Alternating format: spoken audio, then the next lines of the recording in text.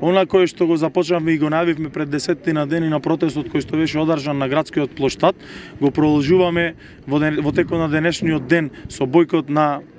Советот на општина Охрид и со блокирање на раскрсницата, главната раскрсница во Охрид кај кружниот тек кај Охридска банка. Во текот на наредниот период ќе следуваат уште активности, а ова блокирање на раскрсницата или поточно на главниот кружен тек кај Охридска банка ќе продолжи и во наредниот период и овие активности ќе продолжат се до конечно ослободување на притворените од случувањата во собранието април 27.